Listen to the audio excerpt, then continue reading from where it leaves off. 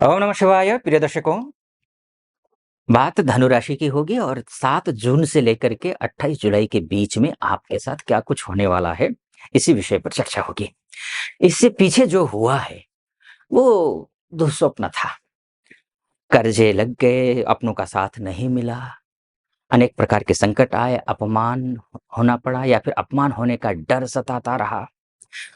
भाइयों का सहयोग नहीं मिला, फ्रेंड सर्कल जब ज़रूरत थी तब साथ नहीं दे रहे थे, घर खरीदने की सोच रहे थे, सफलता नहीं मिली, घर बेचने की सोच रहे थे या प्रॉपर्टी बेचने की सोच रहे थे, सफलता नहीं मिली। अनेक प्रकार के लांछन ऑफ़िस में लग रहे थे, जितना भी काम करो काम का क्रेडिट मिल ही नहीं रहा था, कलीग के साथ में बात बन ही नहीं रही थी, बॉस के साथ बात बन ही नहीं रही थी। बिज़नेस अगर करते हो तो बिज़नेस में क्लाइंट आते हैं, चले जाते हैं, लगता है कि डील फाइनल हो जाएगा, लेकिन डील फाइनल नहीं हो रहा था, यही सब कुछ हो रहा था। दुर्घटनाएँ हो रही थी, मन परेशान था, रात की नींद, दिन का चैन कहीं खो गया था। क्यों खोया था जानते हैं? क्योंकि मंगल नीच का था। जिसकी कुंडली में मंगल नीच का हो, वो व्यक्ति कहीं न कहीं डरा-डरा सा, सहमा-सहमा सा रहता है। वो खुल कर के कुछ भी कर नहीं पाता है। 40-40, 50-50 साल की उम्र में भी ये सोचते हैं कि भई करना है क्या है मुझे? करूँ क्या? ये समस्या आती है।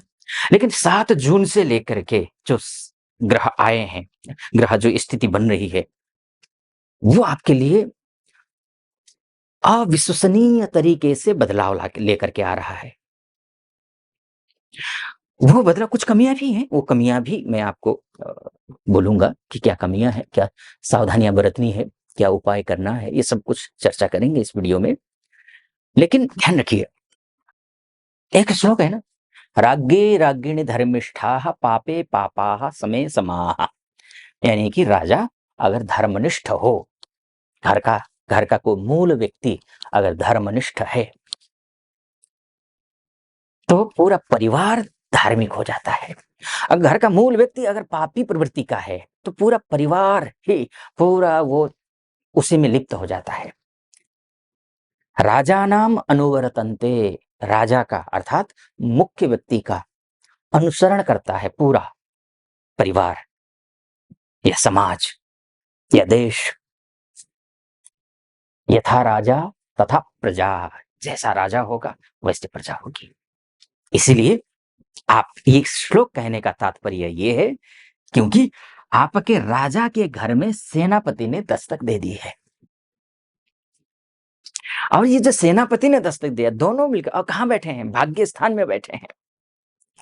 भाग्य स्थान में, धर्म स्थान में बैठ करके ये एक निर्णय लेने जा रहे हैं आपके भविष्य को लेकर के कि आपका भविष्य कैसा होना चाहिए।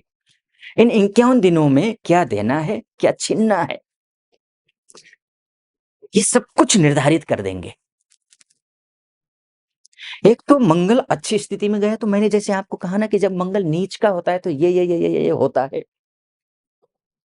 इन सभी में ठीक उलट, अभी नेगेटिव था, एकदम से पॉजिटिव हो जाएगा। लेकिन बस एक बात का ध्यान रखना है, अपने संस्कारों से, अपने जड़ों से डिगना नहीं।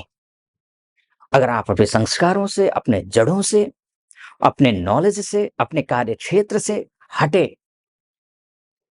तो आपके लिए सब कुछ दिवा स्वप्न की तरह दिखेगा। सब कुछ लगेगा कि सब कुछ बनेगा, लेकिन कुछ नहीं बनेगा।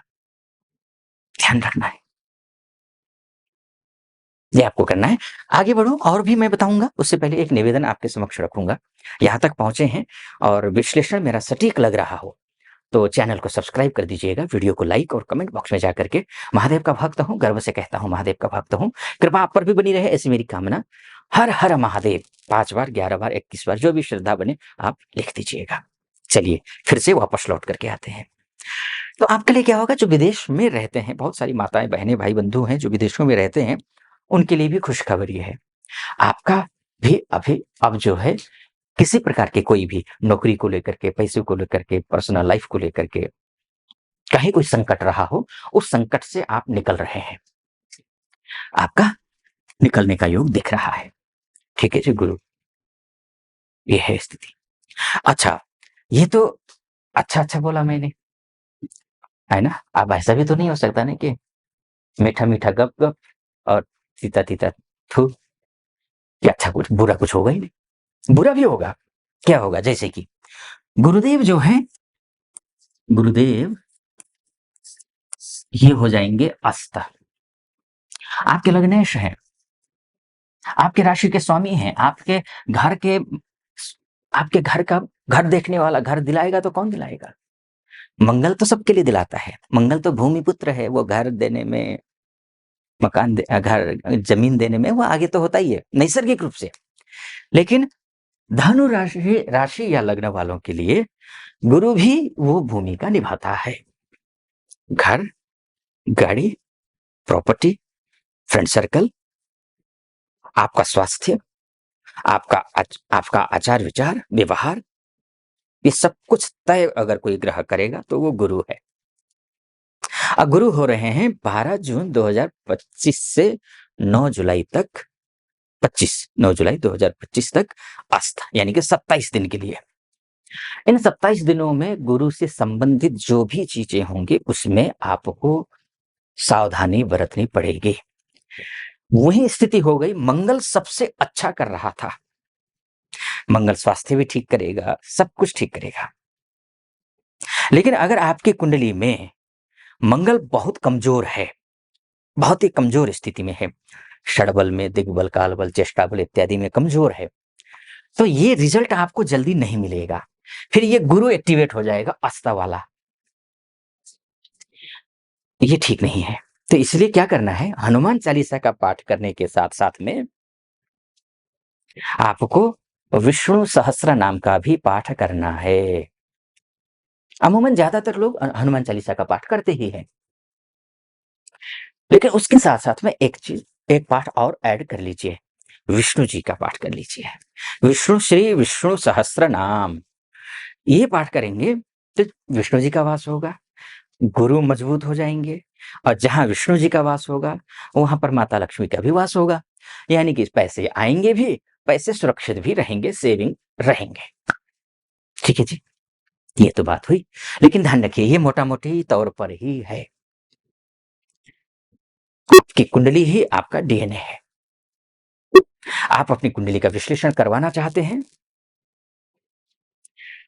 आप महिला हो या पुरुष हो, देश से देख रहे हो या विदेश से देख रहे हो, तो नीचे नंबर है, उस नंबर पे कॉल कीजिए, व्हाट्सएप कीजिए, मेरी टीम से बात कीजिए, अपॉइंटमेंट ले लीजिए, मैं स्वयं आपकी कुंडली का विश्लेषण करूंगा।